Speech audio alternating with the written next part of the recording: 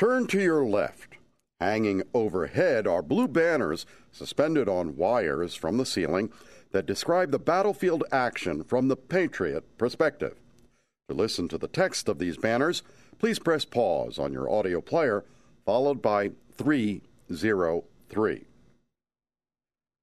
Turn on a slight angle to the right and move 6 feet forward to a simulated tree trunk. Feel free to touch the tree. 3 feet off the floor at the right hangs an audio wand attached to the tree with a 3-foot-long metal cable.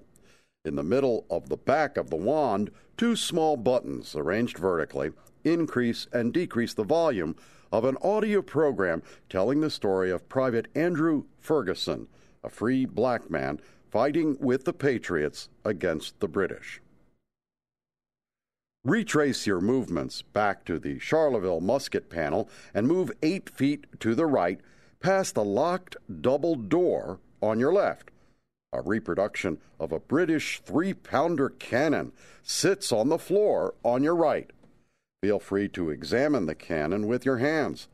A small text panel on the wall reads, "This 3-pounder cannon is a reproduction of the 2 used by the British at the Battle of Cowpens. The guns were light enough to be carried on horseback by Tarleton's fast-moving force. When mounted on long shafts, they could be moved by soldiers. These guns were nicknamed grasshoppers because of their appearance when mounted on the shafts or because their recoil when fired made them appear to hop."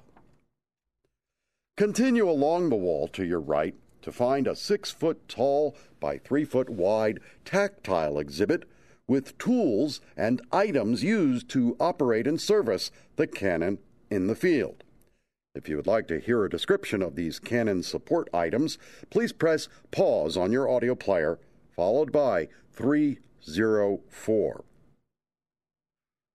To the right of the cannon artifacts panel is another horizontally mounted flip panel with the words Royal Artillery. Text on the other side of the panel reads, 18 Royal Artillerymen were responsible for 2 light cannon that accompanied Tarleton's force.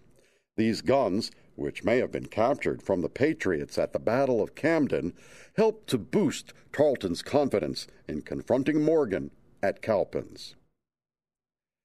Turn to the right at this corner of the room, behind the cannon. Mounted on the wall to your left is a life-size tactile wooden cutout of a British soldier standing in front of a black and white photographic wall mural of a wooded area. He holds a linstock for the cannon and wears a blue wool coat with red lapels and cuffs with brass buttons, a white vest, tan pants, and a black tri-corner hat with a black bow.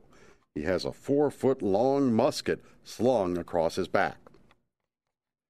Move 2 feet to the right to a 2-foot-deep by 8-foot-tall floor-standing glass-enclosed display case showing a Continental soldier's uniform along with various personal effects. Please move around the case to the right. If you would like to hear a description of the items in this case, please press pause on your audio player, followed by 305. Move 6 feet to the right and turn left to face a 10-foot-wide by 5-foot-tall painting by H. Charles McBarron that shows a critical point in the Battle of Cowpens. Note that an 8-foot-wide angled panel stands in front of the mural, depicting 5 important points in the mural that turned this battle into a continental rout. If you would like to hear a description of the mural and the events highlighted on the angled panel, please press pause on your audio player, followed by 306.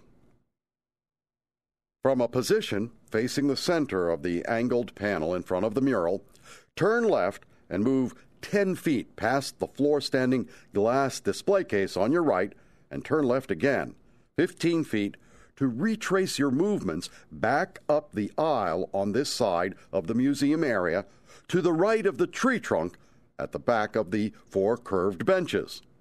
At the tree trunk, turn on a slight angle to the left and move 6 feet to the back wall of the room.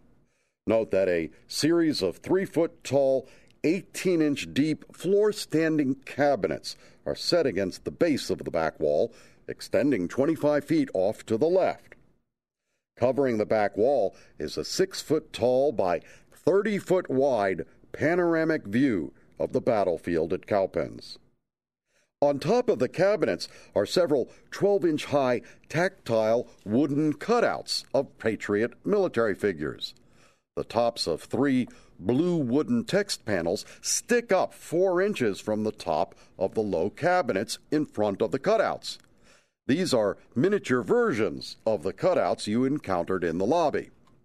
Using a single center finger hole at the top, these panels can be pulled straight up to reveal additional text. If you would like to hear a description of the information contained on these pull-up text panels, please press pause on your audio player, followed by 307.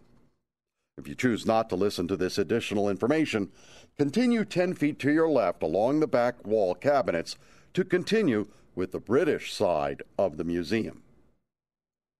You can begin the audio description for the next section of our tour, the British Army, by pressing 400 on your audio tour player.